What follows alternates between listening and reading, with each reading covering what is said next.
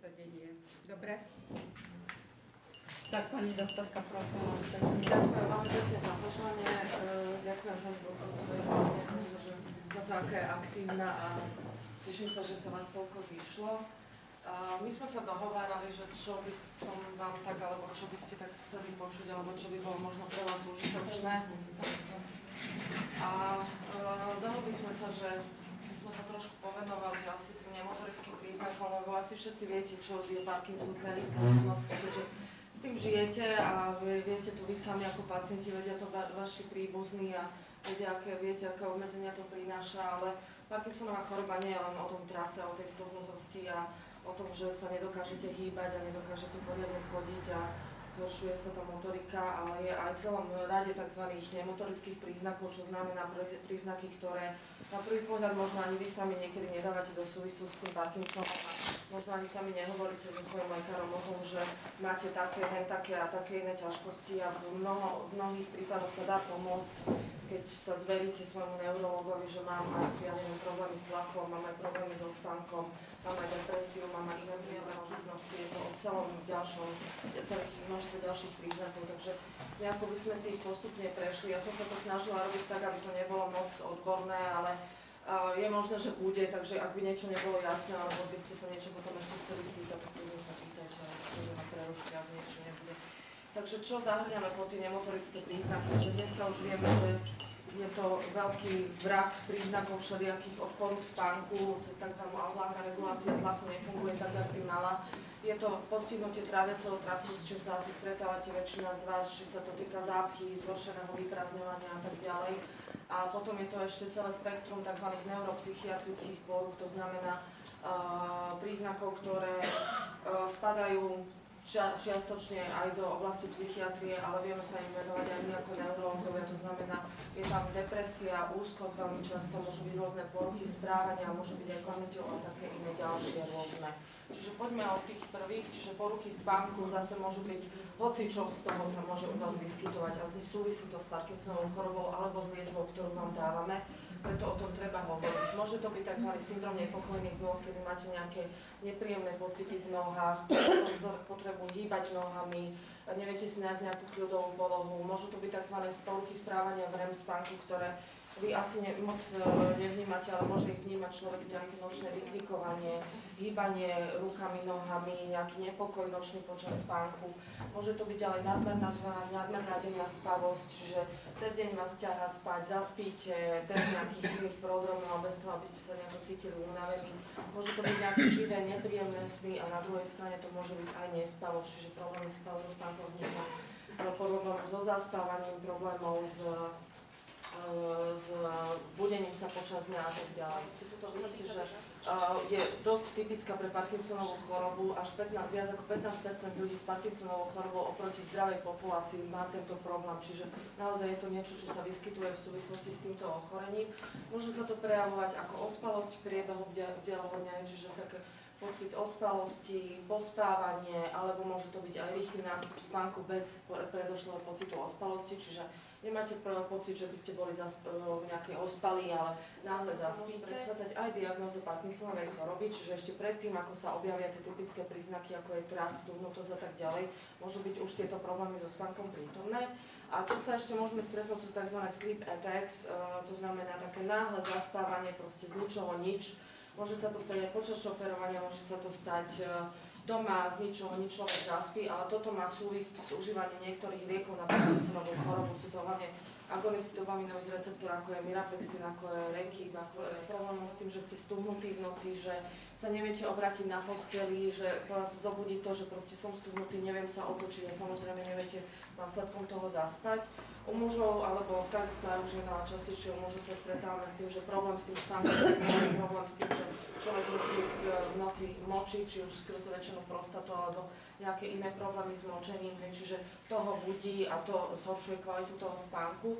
A takisto jedným z príznakov nespavosti, ale keď sa objavuje nespavosť, čiže tiež treba na to prísť, preto treba tomu lekárovi povedať, že tento problém máte, aby sa vyšpecifikovalo, čo je to za problém, lebo samozrejme ten postup pri liečbe alebo pri tom, ako to odstrániť, bude iný. Čo s tými poruchami spánku? V prvom rade identifikovať ten problém, čiže povedať to tomu lekárovi, že mám taký a taký problém, čiže či neviem zaspať, či sa v noci budím, či ja neviem, sa budím skoro ráno a potom už neviem zaspať, povedať prečo sa to deje, či je ten problém, pretože som v noci stúhnutý, alebo mám nejaké divočizné sny, ktoré ma budia nepríjemné a podobne, čiže hovoriť o tom. Existuje také veľmi jednoduchá škála, spánková škála Parkinsonovej choroby, ktorá je špecificky vypracovaná pre ľudí, ktorí majú Parkinsonovú chorobu a práve sa pýta na otázky s problémami so spánkom a vyšpecifikuje, že čo je ten problém vlastne. To vám vie dať váš lekár spraviť, viete si to vyplniť, je to 15 jednoduchých otázok. No a keď už pristúpime k tomu, že teda áno, zistili sme, že tam ten problém je spánkových opatrení, to znamená vetrať a tak ďalej, matrac nejaký, vankúš nejaký správny a podobne. Ak toto nepomôže, tie najjednoduchšie opatrenia, ktoré si viete spraviť aj vy sami, tak je na mieste začať farmakologickú liečbu, to znamená nejaké tabletky. Netreba sa toho báť, lebo ako hovorím, ten problém máte, hej, a majú ho ľudia s Parkinsonovou chorobou a je zbytočné sa trápiť a zbytočne proste nespať v noci, keď potom samozrejme viete, že aj ten deň po tej šlejnej lieky nefungujú tak, jak by mali, proste celý ten deň je narušený, keď v tú noc sa dobre nevyspíte, čiže netreba sa tých liekov bať, vieme vybrať veľmi široké spektrum liekov, ktoré vám vieme pomôcť. Niekedy je to len úprava liečby liekov na Parkinsona, ktoré užívate, čiže nemusíme vám dávať lieky na spanie, stačí upraviť lieky na Parkinsona, hej, ako upraviť levodopu, dať nejaké iné lieky na Parkinsona a podobne. Melatonín veľmi jednoduchá, takisto veľmi jednoduchý prepad v lekárni. Je to prirodzená látka, ktorá reguluje režim vlastne spánku a bdenia, čiže aj to sa dá použiť. A ani to nepomáha, tak vieme nejaké iné lieky v zmysle sedatív vám dať, ktoré pôsobia krátkodobo, ktoré nie sú návykové a podobne. Dneska už máme naozaj veľký výber, čo sa tohto týka. Poďme k tej druhej skupine, to sú poruchy tráviaceho traktu. Asi väčšina z vás pozná, že proste Parkinson bohužiaľ prináša tieto problémy, ktoré sú riešiteľné. Týka sa to v podstate celého gastrointestinálneho traktu, čiže celého trávenia. Môže to byť nadmerné snenie, problémy s prehltaním, pocit refluxu, čiže vracia sa potrava, máte tým pádom pyrózu, väčšie pálenie žáhy.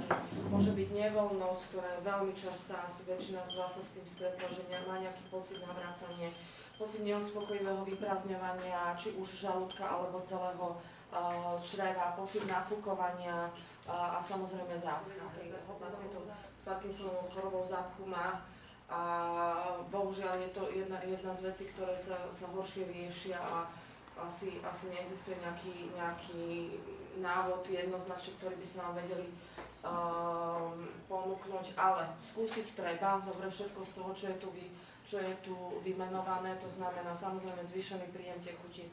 Ak tá strava bude tuhá, ak nebudete mať dosť tekutín, to znamená, že aj to formovanie tej stolice je razňovanie, aj ten charakter tej stolice je horšie a je tuhšie a tým pádom samozrejme horšie sa aj dostane z toho tela. Vláknina v strave, to znamená veľa ovocia, veľa zeleniny, dobre, čiže nefixovať sa len na nejaké chlebík s masielkom a s klobáskou a so slaninkou, ale dať aj tej zelenine šancu, dobre, ona nie je až taká strašná, keď sa dobre upraví. Menšie dávky stravy, čiže rozdeliť si tú stravu na viacej časti na ten deň. Ja viem, že je to problém, hlavne keď užívate lieky 5x6 aj na tú stravu, dávať si pozor aj na tie lieky, aby boli nálačno. Je to problém, verím, že je to problém, hej, ale zase tá zelenina, povedzme sa, až tak nebije s tou levodopou, horšie je to s tými mliečnymi výrobkami, čiže nájsť si taký nejaký ten svoj proste režim, v ktorom budete fungovať. Ak to nepomáha, vieme vám pomôcť zase tabletkami, kosti asi väčšina z vás pozná, to radi predpisujeme z hľadiska tých prokinetik, to znamená, to sú lieky, ktoré sú určené jednak na také zlepšenie vyprázdňovania žalúdka a celého čreva a vlastne posúvania tej potravy v tom čreve a v tom trávení. Ak to kosti nepomáha, máme ešte možnosť dať Ganatón, ten my ako neurologovia písať nemôžeme, čiže to zase musíme poprosiť internistov, aby ho napísali, je o niečo účinnejší, ale musia ho napísať internisti pre vás. Samozrejme preháňadlá, asi poznáte, či už Dufalak alebo nejaké iné pomôcť a takisto aj Psyllium, čo je látka v podstate, ktorá sa musí zapiť väčším množstvom vody a v podstate spôsobí to, že ten objem tej stolice nabobtná a ľahšie sa vyprázdni z toho čreva. Čiže sú možnosti, asi treba odskúšať, nie je na to univerzálny návod nejaký, ale treba odskúšať samozrejme všetko z toho a nájsť si nejaké to pre vás, čo vám pomôže, respektíve kombinácia toho, že keď raz nezabral povedzme dufalak alebo psíliu, netreba to odsudzovať, možno sa treba o pár mesiacov k tomu znovu vrátiť a skúšať, že čo to spraví. A čo sa týka trávenia, toto je vec, na ktorú sa málo myslí, toto si nevšimajte dobre, je to len ukážka toho, že sú robené aj štúdie, čo sa tohto týka. Ukázalo sa, že Helicobacter pylori, čiže baktéria, ktorá je veľmi rozšírená v populácii, by som povedala, myslím, že až nejakých 60-70% ľudí ju má, nemusí nám robiť ťažkosti. Ukázalo sa, že ten Helicobacter pylori, ak sa nachádza v žalúdku ľudí, ktorí majú Parkinsona, tak môže veľmi významným spôsobom pôsobiť práve na vstrebávanie levodopy a na to samotné trávenie.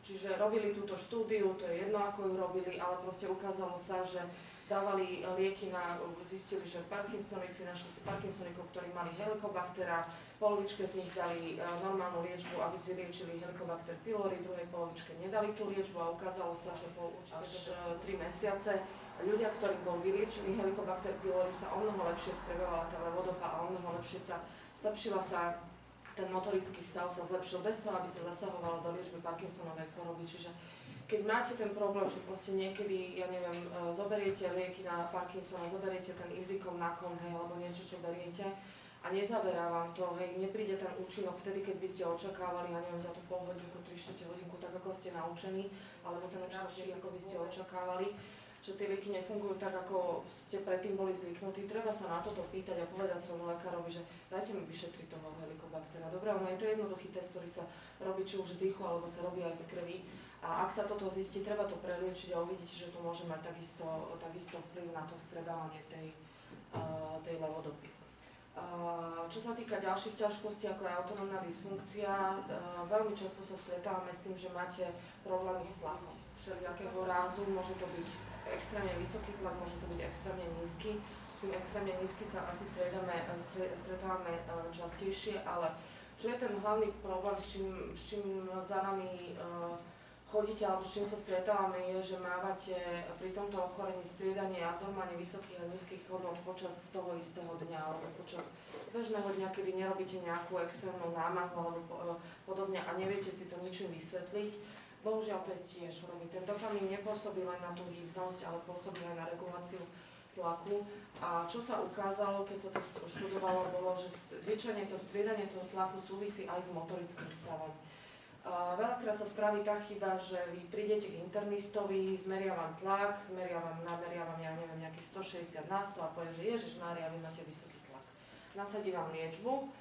A potom vy si to doma meriate, alebo proste začnete to brať a zistíte, že motá sa mi hlava, točáky mám, neviem čo, meriate si tlak a zistíte, že máte 90 na 60, alebo máte 80 na 50. Čiže je to problém. Z jedného merania tlaku sa určite nedá vyvodzovať nejaký záver a ukazuje sa, že veľakrát je tá liečba na vysoký tlak u ľudí, ktorí majú Parkinsona nasadená nesprávne, že vy ju vôbec nepotrebujete, pretože to striedanie tlaku zvyčajne fakt súvisí s tým motorickým stavom, čiže čo s tým robiť? Ak si nameriate, tak jednak merať si to pravidelne, dobré, aby keď idete za tým doktorom s tým, že mám nejaké problémy s tlakom, cítim nejaké či už motaky, alebo nejaké bušenie srdca, alebo ma bolí hlava, čo môže byť pri vysokého tlaku, treba si to merať pravidelne a zapísať si, že čo sa vtedy dialo. V akom ste boli stave, čo sa hybnosti týka, čo sa týka Parkinsona samotného, či ste boli vtedy dobre hybní, alebo ste boli tuhí, alebo ste boli, neviem, v akom ste stave boli, čo sa Parkinsona týka, nejako sa snaží vypozorovať dobre, čiže jednak si to merať v nejakých pravidelných časoch, v priebehu dňa, ja neviem, za kľudových podmienok, alebo takisto aj vtedy, keď máte nejakú námahu fyzickú a zapísať si, že meral som si to vtedy som robil to, alebo som nerobil nič, bol som doma v kľude a nameral som si toľko a toľko, alebo som si to nameral vtedy, keď, ja neviem, som mal točenie hlavy a podobne, aby sme aj my vedeli vyšpecifikovať, že čo je ten problém. Dobre, že kedy sa to objavuje s tou hybnosťou a s tým stavom, v akom ste, čo sa týka Parkinsona. A hovorím, aký je ten problém ten, že ten tlak je nevyrovnaný, raz je nízky, raz je vysoký a predsa pri tých, ja neviem, vysokých hodnotách, keď si nameriate a máte aj nejaké príznaky v zmysle, neviem, bolesti hlavy, hej, bušenie srdca a takéto nejaké nepríjemné vnemy a tie výstupy sú len občasné, tak je chybou, keď vám internisti dajú lieky, ktoré pôsobia 24 hodín, hej, lebo vy môžete mať nízky tlak, oni vám dajú lieky, ktoré pôsobia 24 hodín a vy budete celý deň omámení, ospali, bude sa vám točiť hlava, lebo budete mať ten tlak nízky, čiže ak sú tie výstupy len občasné, tak by sa mali dávať len rýchlo a krátko pôsobiace lieky, ako je, poviem príklad, Dobretenziomyn je jeden z takých, ktorý pôsobí v podstate za pár minút, dáva sa pod jazyk a pôsobí len krátkodobo nejakú hodinku, 2 hodinky, čiže neodrovná vás, čo sa tlaku týka na celý deň. To, s čím sa stretáva ortostatická hypotenzia, to je to, keď v podstate zase to súvisí s dopamínou a s tou poruchou regulácie tlaku krvi a môže sa to prejavovať tak, že pri zmene polohy sa vám začne točiť hlava, hej, alebo máte nejaké zahmlievanie pred očami a podobne. Je to definované, ako tá medicínska definícia je takáto, že je to náhly pokles systolického tlaku, čiže toho horného tlaku krvi o 20, dobrého hodnotu 20 a diastolického, čiže toho dolného o 10 pri zmene polohy tela. Zmeráme vám tlak v sede alebo v leže, je nejaká hodnota, vy sa potom postavíte, lebo nám poviete, že máte tieto problémy, keď sa postavím, tak sa mi točí hlava a podobne, postavíte sa, zmeráme vám zase tlak krvi a keď to klesne o viac ako 20 a viac ako 10 v tej jednej a druhej hodnote, tak to znamená ortostatickú hypotenziu. Vidíte, že viac ako 40% ľudí s Parkinsonovou chorobou to má. Môže to mať rôznu závažnosť od asymptomatického poklesu tlaku krvi, to znamená, že vy nemáte žiadne ťažkosti. Môže to byť epizodické závraty, to znamená, že niekedy sa vám to objaví, že sa mi zatočí hlava, keď sa postavím, keď zmením polohu a podobne. Môže to byť taký príznak, ako je ľahšia unaviteľnosť, čiže tá tendencia k tomu nízkemu tlaku krvi vám spôsobí samozrejme to, že do toho mozgu sa nedostane alebo nedostane sa toľko krvi, koľko by sa malo, alebo nie pod takým tlakom, koľko by sa malo a tým pádom máte pocit nejakej unaviteľnosti, ospalosti, ktorí sa o vás starajú, že toto som spravila a je mi lepšie, lebo väčšinou to je. Pozor aj na lieky na zväčšenú prostatu, čo sa týka mužov, keď to užívate, pretože lieky na zväčšenú prostatu tiež majú potenciál znižovať tlak krvi, a keď sa o tom málo hovorí, ale oni majú jeden zo svojich účinkov je aj takýto, čiže treba tomu lekárovi, keď za ním idete a máte problém s tým točením hlavy a zahmlievaním pred očami a podobne, ukázať všetky lieky, ktoré užívate, aby sme vedeli sa pozrieť, že ja žiadne lieky na tlak neberiem, hej, máte tam lieky na prostatu, ktoré tiež môžu toto robiť.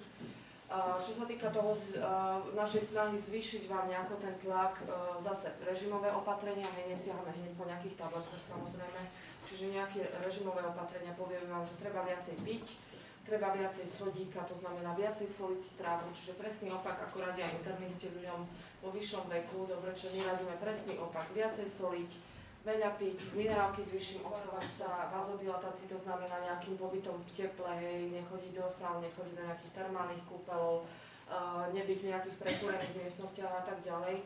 Na čo sa asi málo myslí, a je to celkom účinné, sú kompresné pančuchy, hlavne vtedy, keď potrebujete niekam ísť alebo idete na nejakú dlhšiu vzdialenosť. Tie kompresné pančuchy spravia to, že vám stlačia vlastne žily na nohách a tým pádom sa zvýši v podstate návrat tej krvi do srdca a tým pádom sa zvýši trošku aj tlak. Užitočné opatrenie, ktoré samozrejme nemusíte ich mať non-stop na tých nohách, ale hlavne vtedy, keď očakávate nejakú zvýšenú záťaž. Takisto zvýšená poloha hlavy počas spánku je takým jedným z opatrení, ktoré môžu byť užitočné na toto, čiže zvýšená spať na vyššom alebo mať celú v podstate hornú polovicu tela vo vyššej polohe, to zase pomáha tej regulácii toho tlaku krvi a zvyšuje sa tým tlak. No a keď nič z toho nepomáha, tie príznaky nejakými liekmi pomôcť už vzhľadom na to, aké sú tie vaše ťažkosti, či sú to len nejaké epizodické závraty alebo tie ťažkosti sú tie ťažkosti výraznejšie. No a poslednou skupinou sú tzv. Tie spomínané neuropsychiatrické príznaky pri Parkinsonovej chorobe, čiže to je niečo, čím sa prelíname s psychiatrami, ale väčšinou to manažujeme alebo riešime my ako neurológovia, keďže vieme si s tým poradiť pri tomto ochorení. Vidíte, že to môže byť najčastejšie depresia, môžu to byť aj rôzne úzkostné stavy, môžu to byť halucinácie, môžu to byť nejaké zmeny správania, ktoré pozorujete buď vy sami na seba, alebo vaši príbuzní na vás. A môžu to byť aj rôzne poruchy pamäte a rôzne iné ťažkosti, ktoré teda už splňajú potom kritériá demencie. Čo sa týka depresie, je to najčastejší neuropsychiatrický príznak pri Parkinsonovej chorobe. Tuto vidíte percenta, čiže až 70% kedy počas celého života, alebo aj celoživotne, tak ako žije aj s Parkinsonom, tak žije aj s depresiou. Čiže je to veľmi častý príznak a asi problém je ten, že buď o tom nehovoríme dostatočne, alebo sa... Ja viem, že psychiatrické ochorenia sú také, že ešte stále sú nejako zaznamenané v populácii a hanbíme sa za nich, nehovoríme o nich s našimi či už príbuznými, alebo lekármi, alebo kýmkoľvek, lebo sa to robí skôr naopak. Dobre, hovorte o tom a vieme tým pomôcť a vieme vám možno aj uľaviť len tým, že vám povieme, že naozaj to je súčasť Parkinsonovej choroby. Nie je to nič nezvyčajné, nie je to nič, za čo by sa trebalo nejako hanbiť, alebo nejako sa s tým trápiť sám a snažiť sa s tým vysporiadať sám, ono to je proste súčasť tohto ochorenia. Ten dopamín zase, budeme ho spomínať, pôsobí nielen na tú motoriku a na tie autonómne funkcie, ale dopamín je, viete, že je to možné a proste máte ho málo, jednak tými liekmi dobre dodávame vám ho, ale niekedy to nemusí stačiť a netreba to nejako sa s tým snažiť vysporiadať sám, treba o tom hovoriť, lebo vieme tomu pomôcť. A vidíte, že dokonca to môže predchádzať diagnóze Parkinsonovej choroby, čiže depresia spolu s ďalšími príznakmi, ako je zápcha, ako sú poruchy správania v REM spánku a ďalšie sú tzv. Choroby, čiže často sa stane, že ten človek trpí, 2-3 roky na depresie a potom sa pridajú až motorické príznaky, tie typické pre Parkinsona, čiže často to predchádza toto ochorenie a môže to takisto aj prekrývať príznaky Parkinsonovej choroby, lebo viete, čo vás trápi, viete, že je to nejaká stuhnutosť, spomalenosť, človek možno pôsobí tak depresívnejšie, pôsobí tak ako keby mal horšiu náladu a smutnejšie a podobne. Je to aké sú tie príznaky Parkinsonovej choroby, čiže často sa to prekrýva a niekedy sa dá vyriešiť tým, že začneme liečiť Parkinsona, sa dá liečiť aj tá depresia, niekedy nie. Čiže treba o tom hovoriť. Toto sú príznaky, toto bolo, myslím, že vyše stovky pacientov s Parkinsonovou chorobou, ktorí mali depresiu a toto sú príznaky, ktoré oni udávali, že čo je ten problém, ako to na nich pôsobí. Čiže boli to príznaky ako zvýšená únavnosť, znížený pracovný výkon, taký problém, že ako keby som mal menšiu chuť do života, nechce sa mi proste nejaké aktivity robiť a podobne. Je to nespavosť, starosti o zdravie vlastné, strata libida, určitá nerozhodnosť, nejaké zvýšené napätie alebo taká podráždenosť zvýšená a podobne. Toto sú také, tieto sa vyskytovali najčastejšie. Zase opakujem, toto sú ľudia, ktorí majú u ľudí, ktorí majú len depresiu, hej, a nemajú Parkinsonovú chorobu, len majú čistú depresiu, toto nie sú úplne typické príznaky depresie, čiže toto sa trošku líši. U ľudí, ktorí majú len depresiu a nemajú Parkinsona, to sú skôr iné príznaky, čiže to bývajú tie nejaké pocity, akože pokusy o sebevraždu, hej, pocity viny, pocity zlyhania a takéto veci. Toto nebýva, alebo môže to byť prítomné, hej, ale tým chcem povedať, že tá depresia pri Parkinsonovej chorobe sa tej klasickej depresie v zmysle len depresie samotnej, čiže môžu to byť veci, ktoré zase vy nemusíte vnímať ako nejaké závažné alebo ako niečo, s čím by sa trebalo podeliť, či už so svojou rodinou alebo so svojím lekárom, hej, že nespím, menej sa mi chce nejaké aktivity, nechce sa mi chodiť vonku, som viacej unavený a podobne, ale toto sú príznaky depresie, čiže treba o tom hovoriť. Vieme to liečiť, máme na výber množstvo liekov, ktorými vieme pomôcť, samozrejme moc vám to asi nehovorí, ja som toto vybrala z knižky profesora Benetina Valkoviča. Len to chce povedať to, že máme na výber lieky podľa toho, čím vám chceme pomôcť. Ak má niekto depresiu a má aj zároveň problém so spánkom, tak budeme dávať skôr lieky, ktoré robia aj sedáciu, čiže vieme v podstate zabiť dve muchy jednou ranou, aj s tou depresiou jednou tabletkou, čiže netreba dávať tablety aj na to, aj na to. Zase, ak vieme, že problémy so spánkom žiadne nemáte, že spíte dobre a nechceme, aby vás tie lieky tlmili, ktoré vám dáme, tak dáme zase lieky, ktoré majú nízky sedatívny efekt, čiže nemajú ten potenciál spávať, zhoršovať nejaké ospalosť počas dňa. Ak vieme, že máte aj povedzme nejaké úzkostné stavy, tak dáme lieky, ktoré majú aj tzv. Anxiolytický efekt, čiže úzkosti. Čiže vieme vybrať medzi množstvom liekov a všetky z nich vieme písať aj my ako neurologovia, čiže nemusíme vás posielať za psychiatrom, aby vám niečo nasadil. Čiže naozaj treba o tom rozprávať, čo je ten problém, ako to vnímate, ktoré sú tie pridružené ďalšie ťažkosti, ktoré máte a podobne. Čo sa týka úzkosti, tá je takisto veľmi častá u pacientov s Parkinsonovou chorobou. Môže sprevádzať depresiu, ale môže sa vyskytovať aj samozrejme, čiže mať príznaky depresie.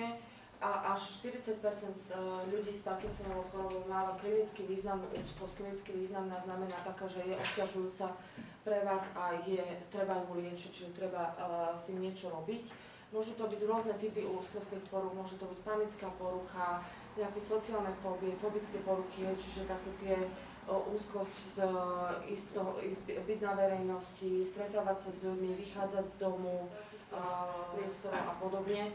A môžu to byť aj rôzne také príznaky, ktoré možno na prvý pohľad nevyzerajú ako úzkosť, ale môže to byť rôzne búšenie srdca, pocit nedostatku vzduchu, problém nadýchnúť sa a podobne. Hej, to všetko sú úzkostné stavy a veľmi často tá úzkosť sa vyskytuje počas tzv. Wearing off stavu, to je vtedy, keď vám dochádzajú lieky, čiže keď cítite, že už tie lieky strácajú svoju účinnosť, že už vyhasí na ten liečiv a vtedy okrem toho, že začínate stúhávať a zhoršuje sa tá hybnosť, tak práve vtedy sa tie úzkostné stavy veľmi radi objavujú a je to také špecifikum, kedy vieme, že sa to zvykne objavovať. Hej. Čiže okrem toho, že tá hybnosť sa zhoršuje, tak môže nastať aj takéto, že búšenie srdca, pocit nedostatku vzduchu a podobne.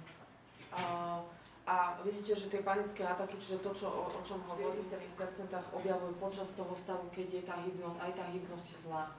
Čiže tam je tá liečba tým pádom relatívne jednoduchá, treba to zase vyšpecifikovať, kedy sa vám to objavuje a ten prvotné, čo spravíme, ak to máte, je úprava dopaminaergickej liečby, čiže treba v tomto prípade upraviť lieky na Parkinsona. Hej, buď to dávkovanie, alebo zmeniť tú liečbu, alebo nejako sa pohrať s tými dávkami alebo s jednotlivými liečivami, čiže väčšinou to takto zahrať. Respektíve, ak to nie je viazané na tú zhoršenú hybnosť, tak zase vieme podať lieky, ktoré majú tzv. Anxiolytický efekt, to znamená na redukciu úzkostných stavov, hej, čiže zase vieme si vybrať z niektorých tých liekov, či už antidepresív alebo nejakých iných. Psychotické poruchy môžu byť prítomné asi u tretiny ľudí s Parkinsonovou chorobou. Môžu sa prejavovať ako určitá zmetenosť, dezorientácia, či už nejakých osôb, ľudí, môže to byť všeličo, môže to byť zvieratka, hej, môže to byť zrakové, môže byť sluchové, hej, čiže počutie nejakej hudby, nejakých zvukov, nejakých hlasov a podobne. Môžu to byť rôzne stavy nekľudu až agresivity.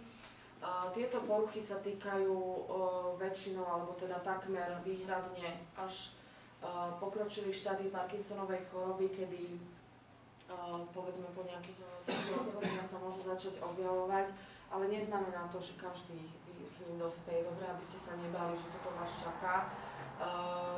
Neznamená to, že každý to má, hovorím asi tretina pacientov v tom pokročilom štádiu. Buď to je pokročilé štádium, z veľkej časti za to môže aj antiparkinsonská liečba, čiže ak sa vám toto niečo objaví z toho, najčastejšie bývajú práve halucinácie alebo tzv. Pseudohalucinácie. Pseudohalucinácia znamená, že vy viete, že to nie je zvuky, alebo nejakých ľudí vidíte, hej, hlavne za šera sa to zvykne stávať, že v miestnosti vidíte nejakú osobu, ale viete, že tam nie je, hej, že vy, ja neviem, vidíte nejakého príbuzného, ktorý viete, že žije na druhom konci republiky a podobne. A vy viete, že to nie je pravda, tak to nie sú halucinácie, to sú tzv. Pseudohalucinácie. Hovorím, z veľkej časti za to môžu aj lieky, ktoré vám dávame. Čiže treba o tom hovoriť, treba to povedať svojmu neurologovi, pretože treba vtedy upraviť tú liečbu, respektíve buď znížiť dávky, alebo tie lieky, časti z nich má tento potenciál to robiť. Takže netreba sa zláknuť, ak sa to objaví, treba to povedať, dobre, a vieme to riešiť.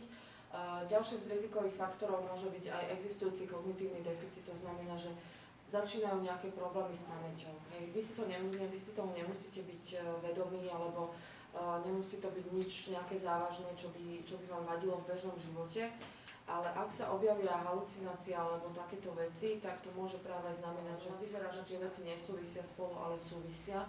Takže vtedy, keď sa nejaké takéto zmetenosť, halucinácia a podobne objavia, tak ten váš neurolog by vás mal vyšetriť aj na to, či už nie sú nejaké problémy s pamäťou a takéto iné príznaky. A takisto rizikovým faktorom je aj depresia. Čiže ľudia, ktorí majú depresiu o nejakú klinicky významnú alebo nejakú celoživotnú depresiu pri tomto ochorení, tak je to jeden z rizikových faktorov aj tieto príznaky, ale zase to súvisí zvyčajne s tým, že ste citlivejší na tú liečbu, ktorú vám dávame. Hej? Takže zase úprava liečby môže pomôcť, čo sa tohto týka. A zase, čo treba spraviť? Keď sa niečo takéto objaví predtým človeka, ktorý nič takéto nemal, je na tom dobre, aj čo sa liečby týka, aj proste je dobre nastavený, relatívne dobre funguje a žije a objavia sa tieto príznaky, ako je zmetenosť, ako sú halucinácie, veľmi častia.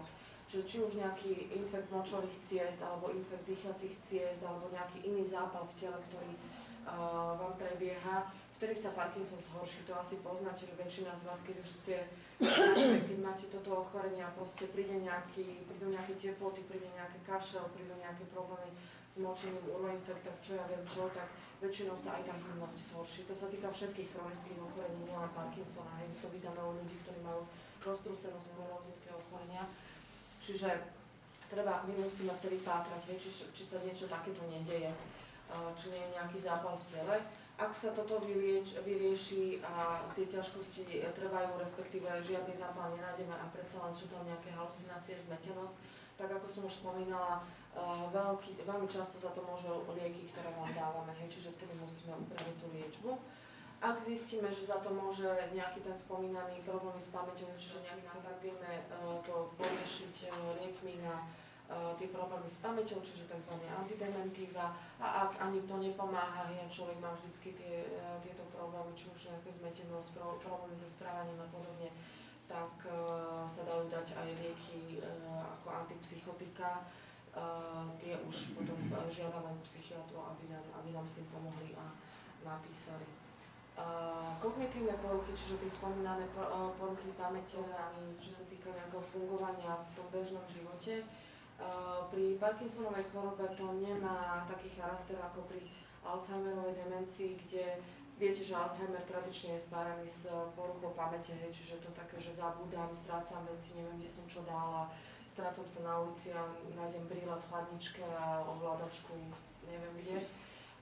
Pri Parkinsonovej chorobe toto nebýva, ale býva tam nejaký kognitívny deficit, ktorý sa nazýva tzv. dyslexia. A to je definované takto, dobre, čiže je to tzv. Porucha exekutívnych funkcií, to znamená schopnosti plánovať, organizovať, regulovať cieľovedomé správanie.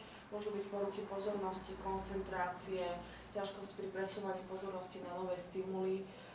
Čo to znamená? Znamená to, že keď začínajú tieto problémy, alebo máte tieto problémy, alebo ich pozorujete na niekom zo svojich príbuzných, môže sa to prejaviť tak, že proste to nedokáže, že proste aj zároveň, ja neviem, ísť a aj si niečo s mobilom robiť, alebo zároveň aj sa sústrediť na televízor, aj sa rozprávať s niekým, alebo proste presunúť pozornosť na iný stimul, to znamená niečo robím a potom o tom nechcú, aby som robil niečo iné, tak mám ťažkosti rýchlo proste sa preorientovať na tú nejakú inú úlohu, alebo pochopiť, alebo urobiť nejakú zložitejšie výkony, ktoré na seba nadväzujú. Čiže takéto je to na neurologovi, alebo skôr na nejakom psychologovi, alebo psychiatrovi, aby to vydefinoval, alebo zistil, kde je ten problém, lebo ono to nie je tak jednoducho rozpoznateľné. Ono samozrejme často to aj prichádza s vekom, čiže nemusí to byť viazané na samotnú Parkinsonovú chorobu, ale môže sa toto vyskytnúť. Prečo to spomínam? Lebo zase vieme tomu pomôcť. Dobre, nie je to nič, na čím treba kývnuť rukou, že už má svoj vek a neviem čo, a čo nevadí, že sa sem tam niekde stratí, alebo že už len nemôžeme pustiť samého z domu, lebo sa bojíme, že kde zabudí.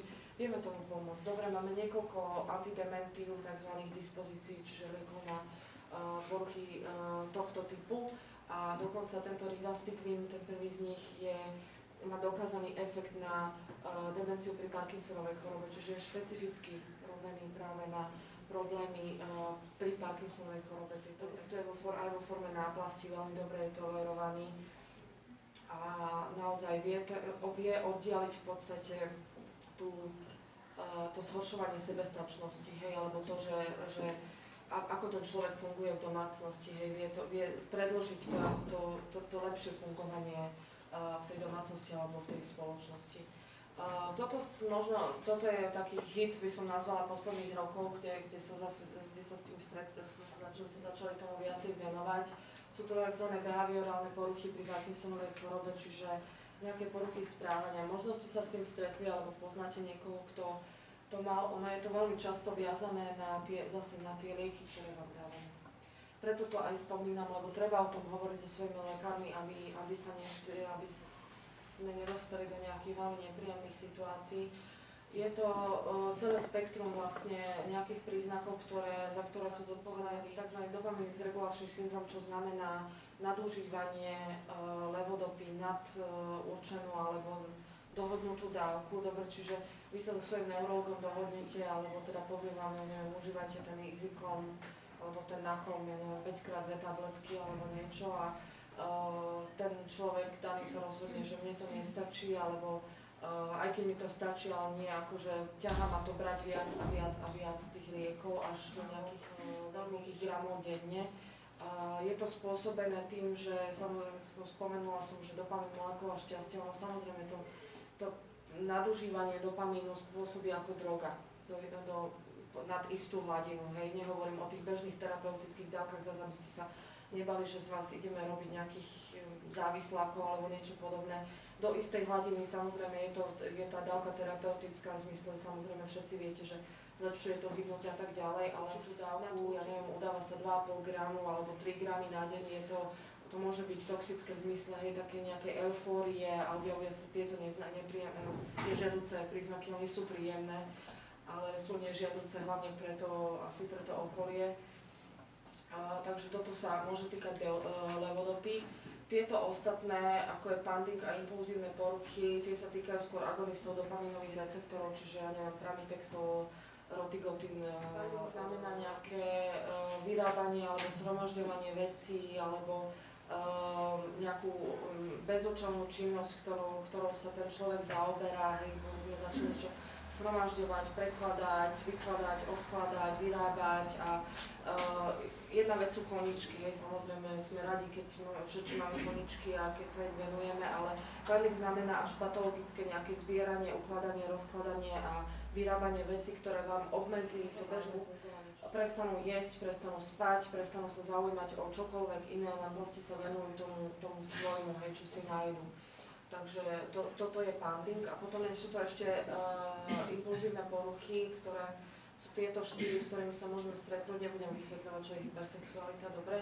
Asi vieme, čo s tým pojmom myslíme. Gambling, čiže nejaké hranie na automatoch alebo hranie hazardných hier. Patologické prejedanie sa zase nehovorím o nejakej normálnej hrane doprajeme, ale toto je naozaj nočné vyjedanie chladničky durch, hej, že ako viete, alebo vyjedia ľudia komplet chladničku každý deň, každú noc a vyslovene, až keď to poviem škaredo, že prežierajú sa dobre, alebo môže to byť také patologické nakupovanie. Teraz internety sú veľmi populárne, čiže nakupovanie cez internet šírom šárom, proste všetko, minenie peňazí až do nejakých zadlžovaní sa. Potrebovala som vám to povedať skrz toho, že sa nám zvyšujú, aspoň ja mám počet ľudí, ktorí toto niečo z toho majú a stávajú sa až tragické prípady. Ja sama mám mladú kočku pacientku, ktorá má 37 rokov a Parkinsona a má všetky 4 z tohto. A nepovedala mi o tom 2 roky, až teraz mi o tom povedala. Je nenormálne zadlžená. Nebudem hovoriť o iných veciach, dobre, ktoré sa udiali a proste je to fakt životná tragédia, čo sa udialo a fakt 2 roky sa ťažko to nedosiahlo nejaké šialené čísla, čo sa týka dlhov a podobných vecí. Takže keď sa niečo takéto objaví, prosím, hovorte o tom, dobre, lebo sú to vážne veci a viete, že to vidíte už z toho, že čo to je, že proste môže to viesť fakt k vážnym príznakom a tak vážnym nejakým následkom a dá sa tomu pomôcť tým, že vám proste tých agonistov, ktoré užívate, vysadíme, alebo vám ich vymeníme za niečo iné a nasadili sme nemenovaný liek a zmizne to. Hej. Čiže jednoduché riešenie, len o tom treba hovoriť. Dobre, dať to do súvisu s tým, že je to Parkinson. Teraz som nedávno čítala v Anglicku alebo v Francúzsku. Človek vyhral súdny spor s firmou, ktorá vyrába jeden z týchto liekov o nejaké 2 milióny eur, pretože tomuto spôsobilo niečo z tohto. Takže treba o tom hovoriť. Vieme tomu pomôcť úprava, zámena, alebo nejaké iné lieky, takže spontánne to ustúpi vzácne, čiže sami si s tým nepomôžete, ak to máte. Takže treba to verbalizovať, treba o tom hovoriť so svojím lekárom a pomôcť, neviem, čo sa tohto týka. Toto je slajd, ktorý sa absolútne netýka toho, o čom som hovorila, ale môže sa to týkať v podstate, týka sa to vás ako ľudí, ktorí máte Parkinsona.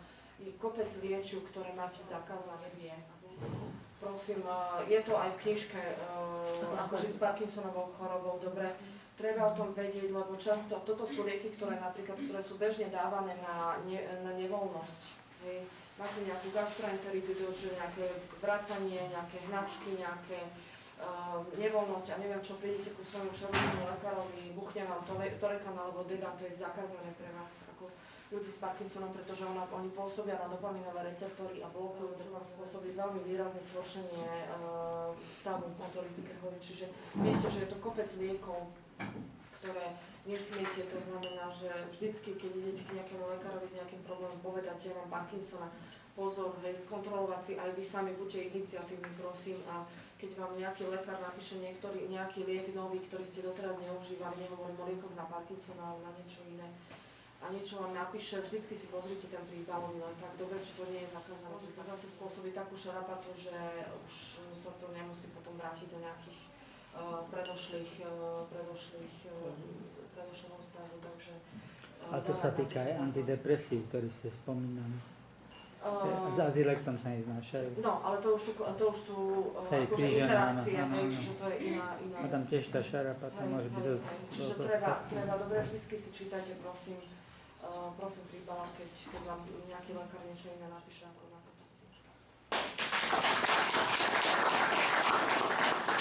Dlho som rozsiahla.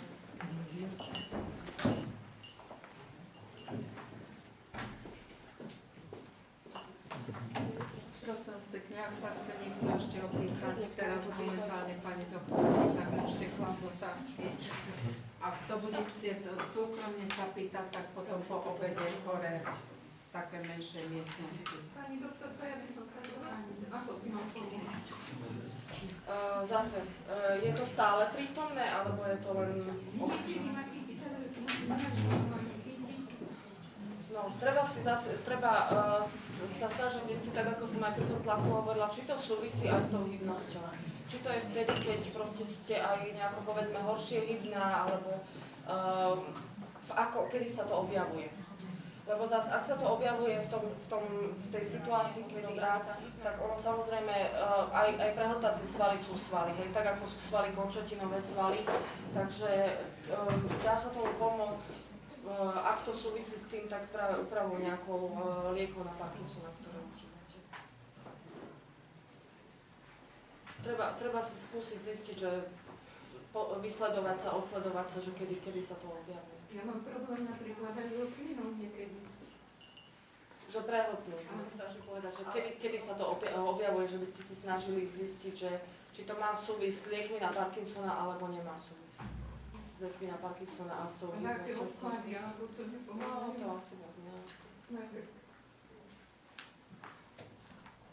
Ja by som chcela nejaký, mimo akože vás, pani doktorka, povedať, ktorý ma nepoznáte, som Katarína Felix a som predsednička spoločnosti ľudí s Parkinsonovou chorobou a mám takých pár informácií, ktoré v poslednom čase sú.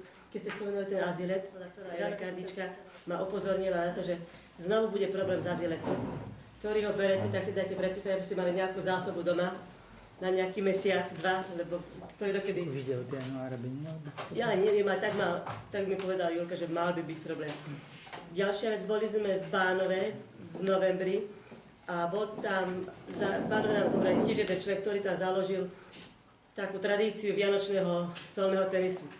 Tak na podnet v Bánovskom klube bude to memoriál, ktorý bude venovaný tomuto pánovi Jurikovi vždy okolo Vianoc.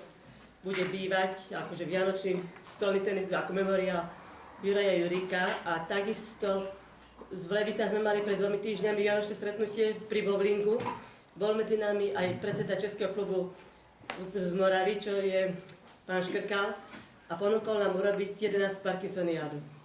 Tak porozmýšľajme o tom aj vy ako členovia spoločnosti, či sa na to dáme, na to 11 Parkinsoniádu v roku 2018 alebo nie. To je taká otvorená téma, ku ktorej sa budem... musieť prejednať na výkonnú. Však áno, ale akože ja to dávam do placu medzi ľudí. A on 12 bude robiť. Tak 12 bola, že hej, ale rok, aby si oddychol znovu, takisto ako keď sme robili pred tými... Že by pokračovať. Že by pokračoval, ale že momentálne sa cíti byť unavený, ale že by bol rád, kebyže tu 11 spravíme znovu v Slováci. Tak uvidím.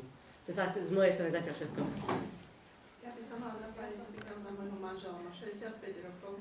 Ja neviem, pred akým časom sa mu objavil také akože trasenie ruky. Ja som teda akože aby išiel teda k svojej lekárke a potom ako ku neurologovi, ja neviem, že ako mu vyšetrenie urobila, ale proste povedala, že teda nie, že ako Parkinson to nie je.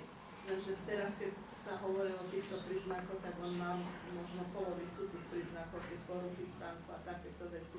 Takže teraz, ako máme pokračovať, aby sa to buď potvrdilo? No, iného lekára, takého. Iného lekára. Prosím? Iného lekára. Iného lekára. Ja som tiež chodila v Levici 4 roky u neurologovi. No nakoniec povedala pani doktorka, že som sa naučila až nebavo chodiť. A išla som do Nitry, do nemocnice a tam docent Rosma, keď na mne pozrel, krásny Parkinson, kde ste boli doteraz. Čiže to je, máme právo zo zákona vyskúšať lekára, keď neveríme 3, 4, 5, koľkých chceme. Nikto nám na to nemôže nič povedať. Hovorí sa, že 3 príznaky, ak máte, takže je... 2 stačia. Stačia? Ale že istý je Parkinson pri 3, hej. Trás, bradykinéza, hej. Jeden musí byť bradykinéza. A potom Datsken, nie? No hej, to Ale väčšinou to musí skúsený nejaký neurológ neurológ, nepotrebuje hej. robiť Datsken. Tak pokiaľ je diagnóza Pani neistá. doktorka, spomínala ste ohľadom tých alebo teda problémy s ním. Ja mám tlak v rámci normy až na prekvapenie dobrý, ale mám zase tep vysoký a to Tachykardia. mal som okolo 100 bežne. Bral som prakticky 2 roky betalok, 50-ku, polovičku ráno večer. Malinko sa upravilo, ale cez 80 mám stále. 83, 85, 78 som mal, som myslel, že kúpim šampanské. A niekde to niekde môže byť, že aj toto. A vyšetrili vás, akože ja neviem, štítna žľaza a takéto veci. Všetko v poriadku. Všetko v poriadku. A vyššie dávky sa neskúšali toho betalógu? No, Dal mi teraz pán doktor ráno večer, lebo som ráno bral. To je prakticky týždeň. Takže čakáte ešte. Možno, že sa zlepšali tie, že keby náhodou nie, tak či musí zvýšiť dávku o polku ešte? Ja som robil v zdravotníctve 25 rokov. Hrozil som prechytal na tom preukaze, čo by tu dali doma, lebo ja som slabozraký zrubov, ke havota, ke spôsobuje, tak som sa pána doktora spýtal, či fakt sa spôsobuje ten Parkinson a či to. Ale to nespôsobuje Parkinson. No, mi povedal zase, že má to... Nie, zhoršiť môže. zhoršiť. Môže zhoršiť, ale možno preto vzniklo, že môže spôsobovať Parkinson, Antiparkinson. alebo a ľudí, ktorí predtým mali nejaké ľahké príznaky, ktoré si neuvedomovali a potom ich mali celkovú anestézu z nejakých dôvodov, nejakú operáciu alebo niečo a majú pocit, že po tej operácii sa im začal Parkinson kvázi, hej. On sa nezačal určite po tej operácii, ale ten halotan mohol proste ten prach taký akože preklenúť, že už sa tie príznaky začali obierať. Ja mám niekoľko pacientov sama, ktorí mi povedali, že ono sa nezačal, len tá operácia, tá celková anestéza tomu napomohla, že tie príznaky sa začali viac prejavovať. Celkovou Parkinsoniku asi operácia a anestéza je problém. Celková anestéza tiež, to je ďalšia z vecí, ktoré ste mohla som tam ešte aj to dať. Hovorte, keď pôjdete na operáciu, prosím, hociakú operáciu, povedzte svojmu lekárovi, ktorý vás na ňu posiela, že mám Parkinsona, nech váš neurolog potom napíše také pokyny, my ich máme aj takisto aj na internete, čo sa týka anestézy. Celková anestéza je totálne nevhodná pre ľudí s Parkinsonom práve skrz toho, že inhalačné anestetika môžu zhoršiť Parkinsona môžu spôsobiť to, že sa objavia aj tieto kognitívne problémy, halucinácie, zmetenosť, kadečo. A čiže Ťažko sa preberajú ťažko vôbec. sa áno. A takisto potom ešte celé, jak tie operácie, jak prebiehajú, hlavne chirurgovia, proste oni majú, že ja neviem, 24 hodín nič peros, hej, nedajú vám ani vás samozrejme vyhľadnúť, vysmednúť, vytuhnúť, hej, lebo a bez liekov ste, bez všetkého. Potom ešte môže nastať po operácii, po anestézii nejaká zmetenosť, na ktorú vám ešte buchnú nejaké z tých zakázaných liekov a proste a už sa človek nedostane do stavu, ako bol predtým. Hej. Čiže vždycky preferujeme, aby nebola celková anestéza, ak sa dá, tak Jednodňová chirurgia, keď sa dá, že? Väčšina sa dá, jednodňová chirurgia. Keď to nie sú nejaké dlhotrvajúce brušné operácie alebo hrudná operácia, vodová, lokálna, hej, dneska je množstvo vecí na výber. A ak nie, ak treba tú celkovú, tak my vieme napísať tomu aristovi, tomu anesteziologovi, ktorý vás bude uspávať, že nie inhalačné anestetika, nie je neurolept analgézia, čo v prípade nejakého pooperačného nekľudu, čo vám môžu dať, čo vám nemôžu dať. Takisto to perioperačné obdobie, ak nebudete môcť príjmať tabletky, tak vám vieme to preklenúť vlastne náplastiami neopra, hej, na tých pár dní sa dajú dať náplastie, keď nebudete môcť. Čiže tie opatrenia sú, existujú, vieme ich napísať a vieme vám takto uľahčiť, povedzme, to operačné obdobie. Pani doktorka, ja som tu za manželku, tady tohto času na Kramorovu profesora Valkoviča. Práve dcera mi vyvoláva, už zajtra ma ísť domov po vyše 2 týždňoch, takže je to 7 rokov Parkinson. Ale spínam sa takto. U nej, keď v poslednom čase, keď prišiel tremor, zvýšil sa tlak na 180, na 110 a puls išiel 120, 130. Čiže v každom prípade ja som tam musel tú prenesu 4 mg dať, niekedy aj 2. Ináč to nebolo možné. Teda, samozrejme, i keď niektoré lieky vlastne nepoviem, takisto znižujú tieto na... Samozrejme, ak sú to takéto hodnoty, jasne treba zasiahnuť, lebo vysoký tlak nie je v poriadku.